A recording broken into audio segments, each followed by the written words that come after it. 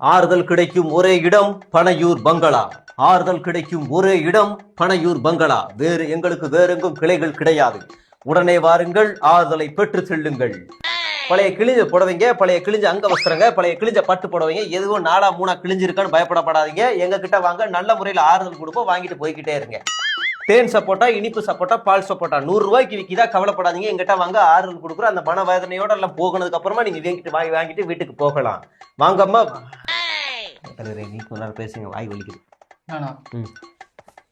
வாங்கம்மா வாங்க, வாங்கம்மா வாங்க, பனையூருக்கு வாங்க. உங்களுக்கு ஆறுதல் வேணுமா, பனையூருக்கு வாங்க.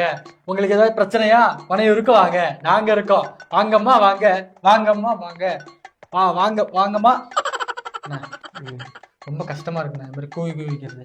சரி, நீங்க என்ன பண்றீங்க, நேரம் ரோட்டுக்கு போங்க.